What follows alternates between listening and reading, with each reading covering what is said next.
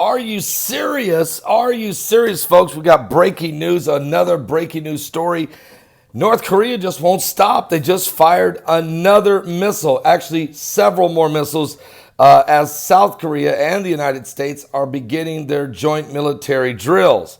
Now, last year, remember, President Trump was meeting with North Korea's President Kim Jong-un and canceled these drills. But of course, we always do these drills. Kim Jong-un knows this. He's already made an agreement he won't fire no more missiles, yet he continues to fire missiles. Can I put a shout out right now? What is going on? Well, folks, let me just say real quickly, I'll tell you this story. Wait till you hear what's going on, though. This is getting very intense. But a shout out to ratefamily.com. That's www.ratefamily.com. Death in the family, folks, can be hard. It's inevitable. And sooner or later, unfortunately, we're all going to experience it.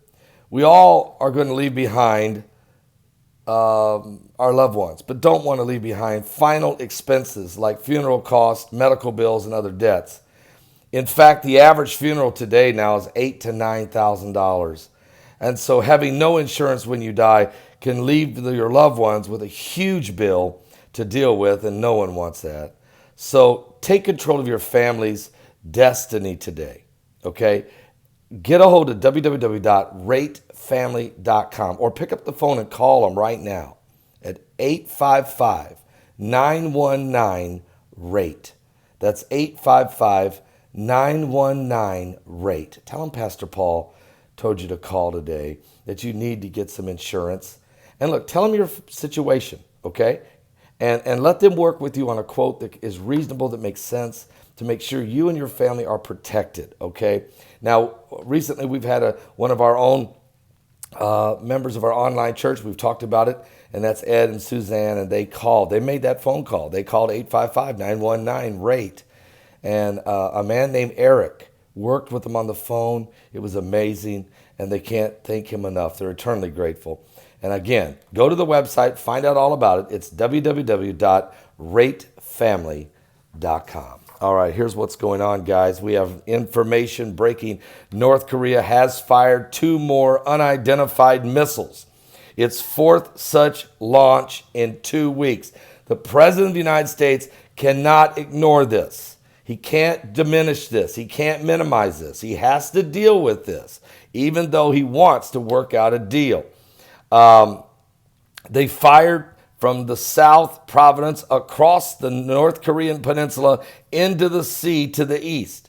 North Korea again expressed anger that the United States and South Korea's military drills have begun again yesterday. It says they violate the agreement reached by U.S. President Donald Trump and South Korea's President Moon Jae-in. But while the main drills will start on August 11th, its very low-key preparations have already begun yesterday. The United States said it was monitoring the situation and consulting with South Korea and Japan. Now, you never know what Kim Jong-un might do. Late yesterday, Washington introduced travel restrictions on people who have visited North Korea. Anyone who would normally be eligible for the United States visa waiver program will now have to apply for a U.S. visa if they have visited North Korea in the last 8 years. The new policy affects tourists from most European countries, as well as Australia, New Zealand, and several Asian countries like Japan, Taiwan, and Singapore. So if you've been to North Korea in the last 8 years, you're going to need to get a U.S. visa to come to America, because we got to be 100% sure that you're not some kind of a spy for the North Koreans. Okay, now this statement released by North Korea's foreign ministry Tuesday does not mention the missile launches, but it claims that the military drills in South essentially force it to develop and test new weapons. And given the drills in the South, we are compelled, he said, to develop and test and deploy powerful physical means essential for national defense. It also described the exercise as an undisguised denial and a flagrant violation of the recent talks between the United States and North Korea. We've already warned several times that these joint military exercises would block the progress of a North Korea-U.S. relations and the inter-Korean relations and bring us into reconsideration of our earlier major steps. So in other words, Kim Jong-un is pressuring Trump by saying, if you keep doing these drills, you're messing up the relationship, and you're going to mess up any opportunity of the talks of a denuclearized Korean peninsula. But so in the last 2 weeks, we know that Kim Jong-un is flexing his muscles. He's not rolling over. He's not going to be completely look like he's rolling over to the United States of America. Even though we're in a very, very strong position, he does have a position. He could always take a cheap shot with a nuke if he can get his hands on a nuke.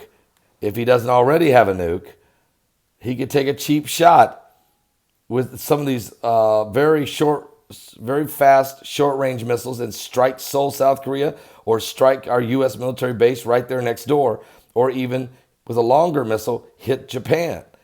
Okay, he can do this. He could even reach Guam or even Hawaii for that matter. But, I think we'd have the ability to shoot it down if it's coming over Hawaii. But the bottom line is this. Kim Jong-un is pushing back. So Trump's got a lot on his plate. He's got domestic violence going on with the shootings as of recently and the political garbage he has to fight through.